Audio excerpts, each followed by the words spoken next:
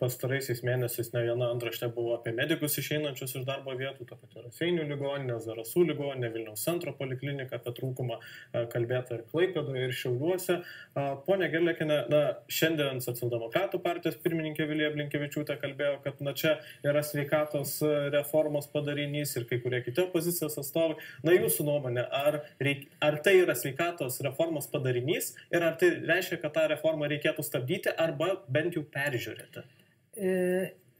Tikrai nesutinku su tuo, kad tai yra sveikatos reformos padarinys, todėl kad jau COVID metu pandemijos, kada buvo ministro Verygos įsakymas medikam dirbti ciklais, jau tada pasimatė tas trūkumas iš tų gydytojų.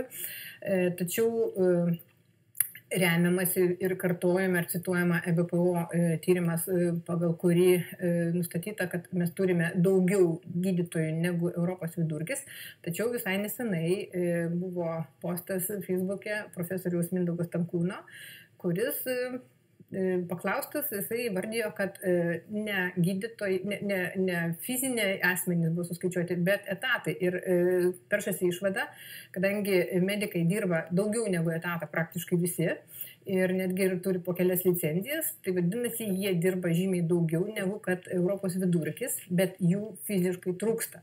Ir tą rodo realybė, ir tą rodo trūkumas visose ligoninėse, jisai buvo jau iki reformos. Ką padarė reforma? Kadangi reformos architektė, viceministrė Danguolė Jankauskienė rėmėsi būtent EBPO duomenimis, jinai nuolatos kartojo, kad gydytojų yra per daug ir čia mes tik tai turim, sudėlioti tam tikrą, kaip sumažinti stacionarų, padidinti ten paslaugų ambulatorinių ir namuose, tačiau kur yra labai didelė bėda, kad nebuvo atlikta analizė, kiek mes iš tikrųjų turim medikų, kiek mes turim gydytojų ir kiek mes realiai turim slaugytojų. Šito buvo vengiama ir mes matau, kad labai turim, dabar pateksim į didžiulę bėdą, nes pagal reformą didžiausias krūvis turi tekti slaugytojams, kurių mes fiziškai net neturim. Mes jau šios dienos paslaugų lygių neturim tos skaičius. O tai, ką pristatė, kalbėdama apie reformą viceministrė, iš tos medžiagos, aš mačiau, kad mums slaugytojų reikės maždaug 8 kartus daugiau, negu kad šios dienos yra poreikis. Tai yra skaičiai nepasiekiami pagal tai, kaip dabar mes ruošiam. Nes jeigu kasmet mes paruošiam apie 600 slaugytojų, iš kurių tik tai trečdalis lieka sveikatos sistemoje, nes dalis emigruoja į Skandinaviją, o dalis patenka į grožio industriją, kur nepalyginamai yra geresnės sąlygos ir tikrai daug geresni atlyginimai. Tai tas skaičius, jisai niekaip nepasieks reikiamo.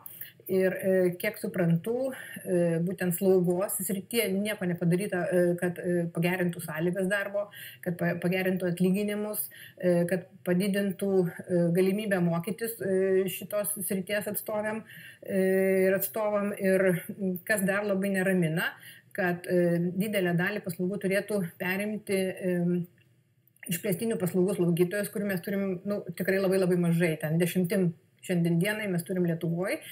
Ir tam, kad jos, būtų paruošiamos, dar reikia papildomai dar keletą metų prie to bakalauro, dar jis turi magistro apsiginti, gauti diplomą, tai vadinasi, jų paruošimas prailgėja. Ir aš neįsivaizduoju, kaip išspręsti esamom sąlygom su dabartiniu požiūriu sveikatos valdininkų, kaip šitą dalyką išspręsti, nes tai yra duobė. Tai ar atrodo, kad mūsų reforma yra padaryta, ką sako ir ponia Gerliakienė, ant tokios klaidingos analizės? Nemanau, kad buvo padaryta ant klaidingos analizės. Analizų buvo ir ne viena. Buvo. Bet galbūt dėl ko galiu sutikti dėl slaugytojų, kad taip, slaugytojų trūkumas yra ir santykinai slaugytojų, tų, kurios baigia kolegijas ar universitetinės studijas, jų emigruoja daugiau. Dėl gydytojų, dėl gydytojų specialistų. Tai va čia aš negaliu sutikti.